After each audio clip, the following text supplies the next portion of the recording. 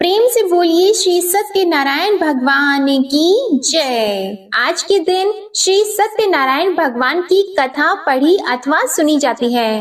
तो आइए आज आपको सुनाते हैं श्री सत्यनारायण भगवान की संपूर्ण व्रत कथा और आरती। एक समय नैमिषारण्य तीर्थ में शौनक आदि 88,000 ऋषियों ने श्री सूत जी से पूछा, हे प्रभु, इस कलयुग में वेद विद्या रहित मनुष्यों को प्रभु भक्ति किस प्रकार मिलेगी और उनका उद्धार कैसे होगा। इसलिए हे मुनि श्रेष्ठ, कोई ऐसा तप कहिए जिससे थोड़े समय में पुण्य प्राप्त हो जाए तथा मनोवांछित फल मिले। वह कथा सुनने की हमारी बहुत इच्छा है। सर्वशास्त्र ज्ञाता श्री सूत जी बोले, हे वैष्णवों में पूज्य, आप सबने प्राणियों के हित की बात पूछी है। अब मैं उस श्रेष्ठ व्रत को आप लोगों से कहूँगा जिस व्रत को नारद जी ने लक्ष्मी नारायण जी से पूछा था और लक्ष्मीपति ने मुनि श्रेष्ठ नारद जी से कहा था। सो ध्यान से सुनिए। एक समय योगी राज नारद जी दूसरों के हित की इच्छा से अनेक लोकों में घूमते हुए मृत्यु लोक में आ पहुँचे। यहाँ अनेक योनियों में जन्मे हुए प्राय सभी मनुष्यों को अपने कर्मों द्वारा अनेकों दुखों से पीड़ित देखकर सोचा, किस यत्न के करने से निश्चय ही प्राणियों के दुखों का नाश हो सकेगा। ऐसा मन में सोचकर विष्णु लोक को चले गए। वहां श्वेत वर्ण और 4 भुजाओं वाले देवों के ईश नारायण को देखकर, जिनके हाथों में शंख चक्र गदा और पद्मा थे, वे वरमाला पहने हुए थे, उनकी स्तुति करने लगे। हे भगवान, आप अत्यंत शक्ति से संपन्न हैं। मन तथा वाणी भी आपको नहीं पा सकती। आपका आदि मध्य अंत नहीं है। निर्गुण स्वरूप सृष्टि के आदि भूति व भक्तों के दुखों को नष्ट करने वाले हो। आपको मेरा नमस्कार है। नारद जी से इस प्रकार की स्तुति सुनकर विष्णु भगवान बोले, हे मुनि श्रेष्ठ, आपके मन में क्या है? आपका किस काम के लिए आगमन हुआ है? निःसंकोच होकर कहिए। तब नारद मुनि बोले, मृत्यु लोक में सब मनुष्य जो अनेक योनियों में पैदा हुए हैं, अपने अपने कर्मों के द्वारा अनेक प्रकार के दुखों से दुखी हो रहे हैं। हे नाथ, मुझ पर दया रखते हो तो बताइए कि उन मनुष्यों के सब दुख थोड़े से ही प्रयत्न से कैसे दूर हो सकते हैं। हे नारद, मनुष्यों की भलाई के लिए तुमने बहुत अच्छी बात पूछी है। जिस काम के करने से मनुष्य मोह से छूट जाता है, वह मैं कहता हूँ, सुनो। बहुत पुण्य देने वाला स्वर्ग तथा मृत्यु लोक दोनों में दुर्लभ एक उत्तम व्रत है। आज मैं प्रेम वश होकर तुमसे कहता हूँ। सत्यनारायण का यह व्रत अच्छी तरह विधि पूर्वक करने से मनुष्य आयु पर्यंत यहाँ सुख भोग कर मरने पर मोक्ष को प्राप्त होता है। श्री भगवान के वचन सुनकर नारद मुनि बोले कि उस व्रत का फल क्या है? क्या उस व्रत का विधान है और किसने यह व्रत किया है और किस दिन यह व्रत करना चाहिए? विस्तार से कहिए। भगवान श्री विष्णु बोले, दुख शोक आदि को दूर करने वाला, धन धान्य को बढ़ाने वाला, सौभाग्य तथा संतान को देने वाला यह व्रत सब स्थानों पर विजयी करने वाला है। भक्ति और श्रद्धा के साथ किसी भी दिन मनुष्य श्री सत्यनारायण की शाम के समय ब्राह्मणों और बंधुओं के साथ धर्म परायण होकर पूजा करे। भक्ति भाव से नैवेद्य, केले का फल, घी, दूध और गेहूं का चूर्ण सवाया ले। गेहूं के अभाव में साठी का चूर्ण, शक्कर और गुड़ ले और सब भक्षण योग्य पदार्थ जमा करा के भगवान के अर्पण कर दें तथा बंधुओं सहित ब्राह्मणों को भोजन कराएं।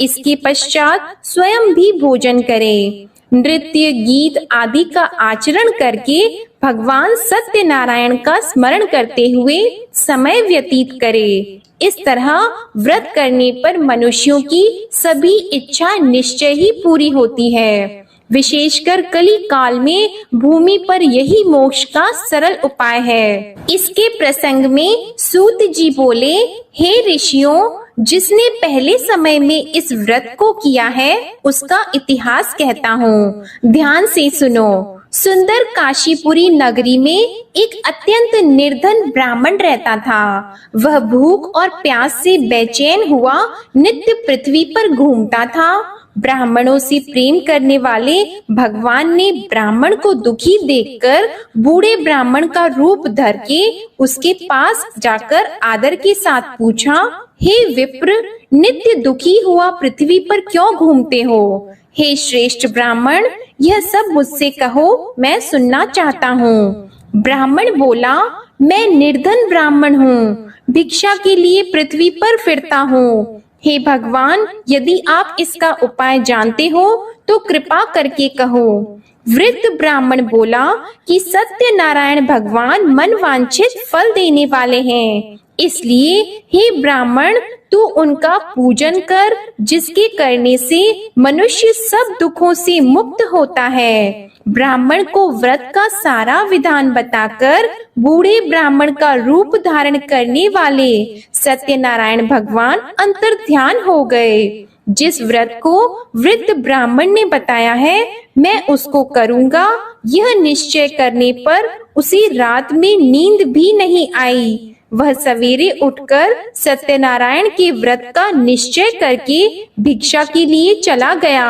उस दिन उसको भिक्षा में बहुत धन मिला, जिससे बंधु बांधवों के साथ उसने सत्यनारायण जी का व्रत किया। इसके करने से वह ब्राह्मण सब दुखों से छूटकर अनेक प्रकार की संपत्तियों से युक्त हो गया। उस समय से वह ब्राह्मण हर मास व्रत करने लगा। इस तरह सत्यनारायण भगवान के व्रत को जो करेगा वह सब पापों से छूटकर मोक्ष को प्राप्त होगा।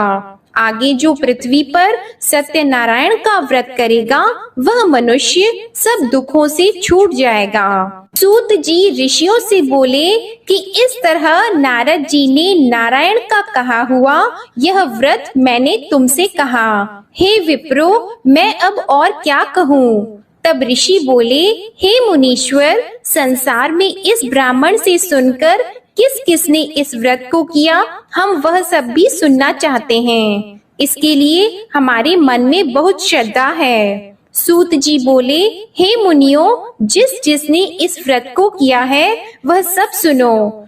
एक समय एक ब्राह्मण धन और ऐश्वर्य के अनुसार बंधु बांधवों के साथ व्रत करने को तैयार हुआ। उसी समय एक लकड़ी बेचने वाला बूढ़ा आदमी आया और बाहर लकड़ियों को रखकर ब्राह्मण के मकान में गया।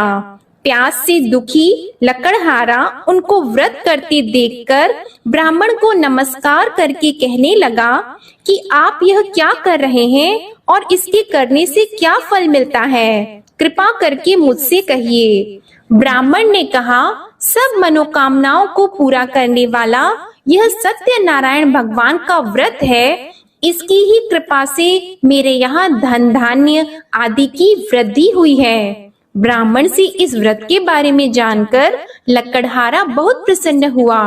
चरण अमृत लेकर और प्रसाद खाने के बाद अपने घर को गया।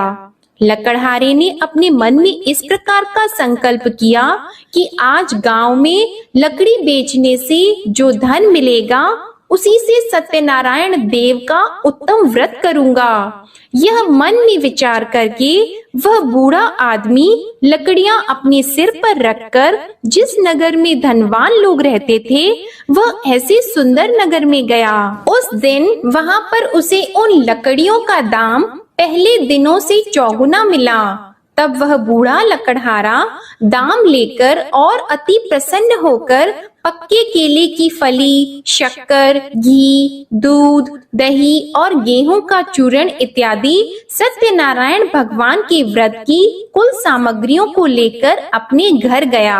फिर उसने अपने भाइयों को बुलाकर विधि के साथ भगवान जी का पूजन और व्रत किया। उस व्रत के प्रभाव से वह बूढ़ा लकड़हारा धन पुत्र आदि से युक्त हुआ और संसार के समस्त सुख भोग कर वैकुंठ को चला गया। श्री सूत जी बोलते हैं कि हे श्रेष्ठ मुनियों, अब आगे की कथा कहता हूँ, सुनो। पहले समय में उल्का मुख नाम का एक बुद्धिमान राजा था। वह सत्य वक्ता और जितेंद्रिय था। प्रतिदिन देव स्थानों पर जाता तथा गरीबों को धन देकर उनके कष्ट दूर करता था। उसकी पत्नी कमल के समान मुख वाली और सती साध्वी थी। भद्रशीला नदी के तट पर उन दोनों ने श्री सत्यनारायण भगवान का व्रत किया।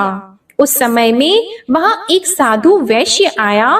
उसके पास व्यापार के लिए बहुत सा धन था। वह नाव को किनारे पर ठहराकर राजा के पास आ गया और राजा को व्रत करते हुए देखकर विनय के साथ पूछने लगा, हे राजन, भक्ति युक्त चित्त से यह आप क्या कर रहे हैं?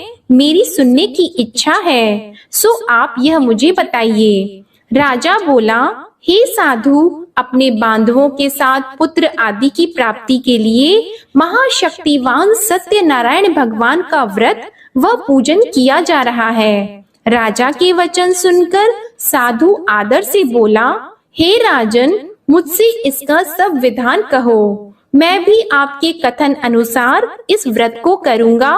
मेरे भी कोई संतान नहीं है और इससे निश्चय ही हो जाएगी। राजा से सब विधान सुनकर व्यापार से निवृत्त हो वह आनंद के साथ घर गया। साधु ने अपनी स्त्री से संतान देने वाले उस व्रत का समाचार सुनाया और कहा कि जब मेरे संतान होगी तब मैं इस व्रत को करूंगा। साधु ने ऐसे वचन अपनी स्त्री लीलावती से कहे। एक दिन उसकी स्त्री लीलावती पति के साथ आनंदित होकर सांसारिक धर्म में प्रवृत्त होकर सत्यनारायण भगवान की कृपा से गर्भवती हो गई तथा 10वें महीने में उसकी एक सुंदर कन्या का जन्म हुआ। दिनों दिन वह इस तरह बढ़ने लगी जैसे शुक्ल पक्ष का चंद्रमा बढ़ता है। कन्या का नाम कलावती रखा गया। तब लीलावती ने मीठे शब्दों में अपने पति से कहा कि जो आपने संकल्प किया था भगवान का व्रत करूंगा, अब आप उसे करिए। साधु बोला, हे प्रिय, इसके विवाह पर करूंगा। इस प्रकार अपनी पत्नी को आश्वासन देकर वह नगर को गया। कलावती पितृगृह में वृद्धि को प्राप्त हो गई। साधु ने जब नगर में सखियों के साथ अपनी पुत्री को देखा तो तुरंत दूत को बुलाकर कहा कि पुत्री के वास्ते कोई सुयोग्य वर देखिए। साधु की आज्ञा पाकर दूत कंचन नगर पहुंचा और वहां पर बड़ी खोज और देखभाल कर लड़की के लिए सुयोग्य वाणिक पुत्र को ले आया। उस सुयोग्य लड़के को देखकर साधु ने अपने बंधु बांधवों सहित प्रसन्न चित्त अपनी पुत्री का विवाह उसके साथ कर दिया। किंतु दुर्भाग्य से विवाह के समय भी उस व्रत को करना भूल गया। तब श्री भगवान क्रोधित हो गए और श्राप दिया कि तुम्हें दारुण दुख प्राप्त होगा। अपने कार्य में कुशल साधु बनिया जमाता सहित समुद्र स्थित रत्नपुर नगर में गया और वहां दोनों ससुर जमाई चंद्रकेतु राजा के उस नगर में व्यापार करने लगे। एक रोज भगवान सत्यनारायण की माया से प्रेरित कोई चोर राजा का धन चुराकर भागा जा रहा था, किंतु राजा के दूतों को आता देखकर चोर ने घबराकर भागते हुए राजा के धन को वहीं चुपचाप रख दिया जहां वो ससुर जमाई ठहरे हुए थे। तब दूतों ने उस साधु वैश्य के पास राजा के धन को रखा देखा तो वे दोनों को बांध कर ले गए और प्रसन्नता से दौड़ते हुए राजा के समीप जाकर बोले, यह 2-4 हम पकड़ कर लाए हैं, देखकर आज्ञा दें। तब राजा की आज्ञा से उनको कठोर कारावास में डाल दिया और उनका सब धन छीन लिया। सत्यनारायण भगवान के श्राप द्वारा उनकी पत्नी भी घर पर बहुत दुखी हुई और घर पर जो धन रखा था चोर चुरा कर ले गए।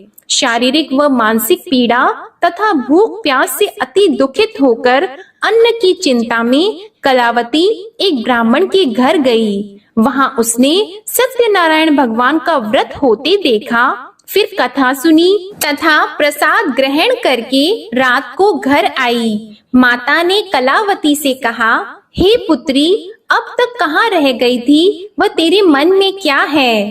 कलावती बोली, हे माता, मैंने एक ब्राह्मण के घर श्री सत्यनारायण भगवान का व्रत देखा है। कन्या के वचन सुनकर लीलावती भगवान के पूजन की तैयारी करने लगी। लीलावती ने परिवार और बंधुओं सहित श्री सत्यनारायण भगवान का पूजन किया और वर मांगा कि मेरे पति और दामाद शीघ्र आ जाएं। साथ ही प्रार्थना की कि हम सबका अपराध क्षमा करो। सत्यनारायण भगवान इस व्रत से संतुष्ट हो गए और राजा चंद्रकेतु को स्वप्न में दर्शन देकर कहा, हे राजन, दोनों वैश्यों को प्रातः ही छोड़ दो और सब धन जो तुमने ग्रहण किया है वह दे दो, नहीं तो मैं तेरा धन, राज्य, पुत्र आदि सब नष्ट कर दूंगा। राजा से ऐसे वचन कहकर भगवान अंतर्ध्यान हो गए। प्रातः काल राजा चंद्रकेतु ने सभा में अपना स्वप्न सुनाया। फिर दोनों वाणिक पुत्रों को कैद से मुक्त कर सभा में बुलाया। दोनों ने आते ही राजा को नमस्कार किया। राजा मीठे वचनों से बोले, हे महानुभावों, भावी वश ऐसा कठिन दुख प्राप्त हुआ है, अब तुम्हें कोई भय नहीं। ऐसा कहकर राजा ने उनको नए नए वस्त्र आभूषण पहनाए तथा उनका जितना धन लिया था उससे दुगुना धन देकर आदर सहित विदा कर दिया। दोनों वैश्य अपने घर को चले गए। सूत जी बोले, वैश्य ने मंगलाचार करके यात्रा आरंभ की और अपने नगर को चला। उनके थोड़ी दूर निकलने पर दंडी वेशधारी सत्यनारायण भगवान ने उनसे पूछा, हे साधु, तेरी नाव में क्या है? अभिमानी वाणिक हंसता हुआ बोला, हे दंडी, आप क्यों पूछते हो? क्या धन लेने की इच्छा है? मेरी नाव में तो बेल और पत्ते भरे हैं। वैश्य का कठोर वचन सुनकर भगवान ने कहा, तुम्हारा वचन सत्य हो। दंडी ऐसा कहकर वहां से दूर चले गए और कुछ दूर जाकर समुद्र के किनारे बैठ गए। दंडी के जाने पर वैश्य ने नित्य क्रिया करने के बाद नाव को ऊंची उठी देखकर अचंभा किया और नाव में बेल पत्ते आदि देखकर मूर्छित होकर जमीन पर गिर पड़ा। फिर मूर्छा खुलने पर अत्यंत शोक प्रकट करने लगा। तब उसका दामाद बोला कि आप शोक न करें, यह दंडी का श्राप है, अतः उनकी शरण में चलना चाहिए, तभी हमारी मनोकामना पूरी होगी। दामाद के वचन सुनकर वह दंडी के पास पहुंचा और अत्यंत भक्ति भाव से नमस्कार करके बोला, मैंने जो आपसे असत्य वचन कहे थे उनको क्षमा करो। ऐसा कहकर महान शोकातुर होकर रोने लगा। तब दंडी भगवान बोले, हे वाणिक पुत्र, मेरी आज्ञा से बार बार तुम्हें दुख प्राप्त हुआ है, तू मेरी पूजा से विमुख हुआ। साधु बोला, हे भगवान, आपकी माया से मोहित ब्रह्मा आदि भी आपके रूप को नहीं जानते, तब मैं अज्ञानी कैसे जान सकता हूँ? आप प्रसन्न होइए, मैं सामर्थ्य के अनुसार आपकी पूजा करूँगा। मेरी रक्षा करो और पहले के समान नौका में धन भर दो। उसके भक्ति युक्त वचन सुनकर भगवान प्रसन्न होकर उसकी इच्छा अनुसार वर देकर अंतर ध्यान हो गए। तब उन्होंने नाव पर आकर देखा कि नाव धन से परिपूर्ण है, फिर भी वह भगवान सत्यनारायण का पूजन कर साथियों सहित अपने नगर को चला। अब अपने नगर के निकट पहुंचा, तब दूत को घर भेजा। दूत ने साधु के घर जाकर उसकी स्त्री को नमस्कार करके कहा कि साधु अपने दामाद सहित इस नगर के समीप आ गए हैं। ऐसा वचन सुनकर साधु की स्त्री ने बड़े हर्ष के साथ सत्यदेव का पूजन कर पुत्री से कहा, मैं अपने पति के दर्शन को जाती हूँ, तू कार्य पूर्ण करके शीघ्र आ जा। माता के ऐसे वचन सुनकर कलावती प्रसाद छोड़कर पति के पास गई। प्रसाद की अवज्ञा के कारण सत्यदेव ने रुष्ट होकर उसके पति को नाव सहित पानी में डुबा दिया। कलावती अपने पति को न देखकर रोती हुई जमीन पर गिर गई। इस तरह नौका को डूबा हुआ तथा कन्या को रोता देखकर साधु दुखी होकर बोला, हे प्रभु, मुझसे या मेरे परिवार से जो भूल हुई है उसे क्षमा करो। उसके दीन वचन सुनकर सत्यदेव प्रसन्न हो गए और आकाशवाणी हुई कि हे साधु, तेरी कन्या मेरे प्रसाद को छोड़कर आई है, इसलिए इसका पति अदृश्य हुआ है। यदि वह घर जाकर प्रसाद खाकर लौटे तो इसे पति अवश्य मिलेगा। ऐसी आकाशवाणी सुनकर कलावती ने घर पहुंचकर प्रसाद खाया, फिर आकर पति के दर्शन किए। तत्पश्चात साधु ने बंधु बांधवों सहित सत्यदेव का विधि पूर्वक पूजन किया। उस दिन से वह पूर्णिमा को सत्यनारायण का पूजन करने लगा।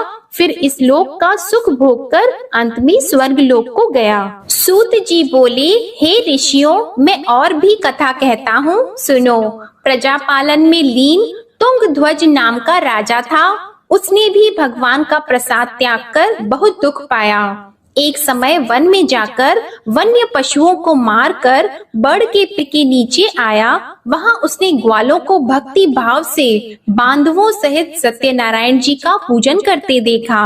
राजा देखकर भी अभिमानवश वहां नहीं गया और न ही पूजन किया या नमस्कार किया। जब ग्वालों ने भगवान का प्रसाद उसके सामने रखा तो वह प्रसाद को त्याग कर अपनी सुंदर नगरी को चला गया।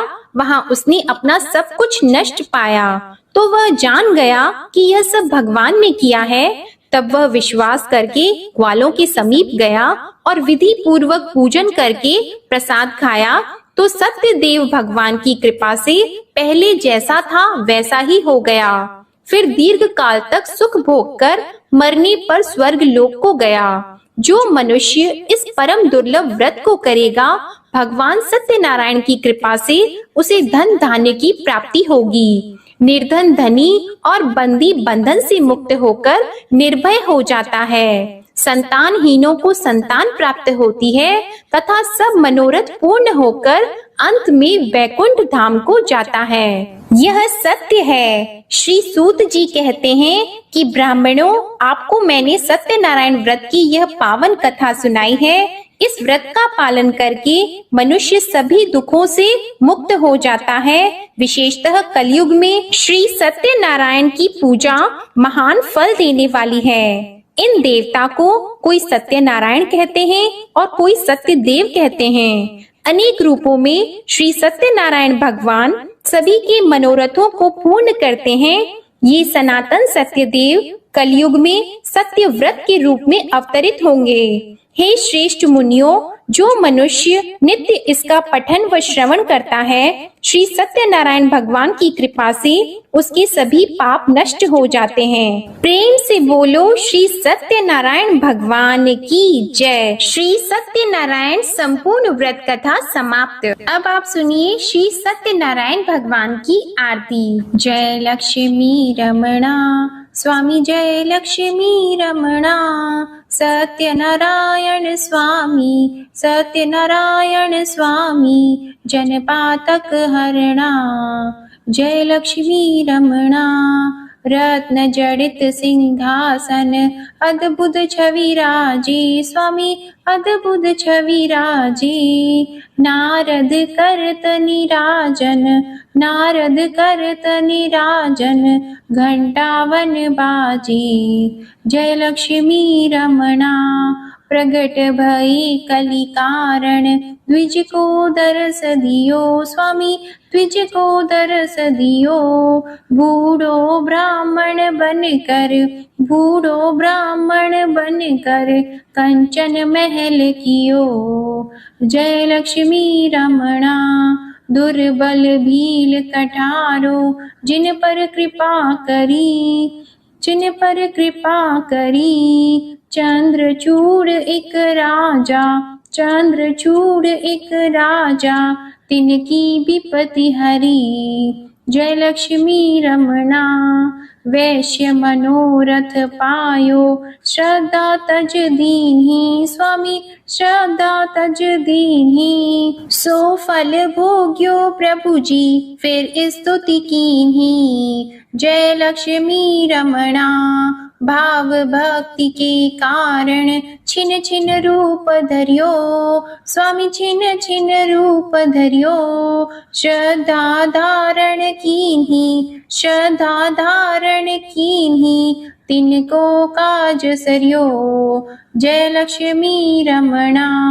ग्वाल बाल संग राजा, बन में भक्ति करी। स्वामी बन में भक्ति करी। मन वांछित फल दीन्हो, मन वांछित फल दीन्हो। दीन दयालु हरि। जय लक्ष्मी रमणा। चढ़त प्रसाद सवायो, कदली फल मेवा। स्वामी कदली फल मेवा। धूप दीप तुलसी से, धूप दीप तुलसी से। राजी सत्य देवा। जय लक्ष्मी रमणा। सत्यनारायण जी की आरती जो कोई नर गावे। स्वामी जो कोई नर गावे। तन मन सुख संपत्ति, तन मन सुख संपत्ति। मन वांछित फल पावे। जय लक्ष्मी रमणा। बोलो जय लक्ष्मी रमणा। प्रेम से बोलिए श्री सत्यनारायण भगवान की जय हो। इसी के साथ आप हमारे चैनल पर कार्तिक पूर्णिमा की व्रत कथा भी जरूर सुनिएगा। प्रेम से बोलिए श्री सत्यनारायण भगवान की जय।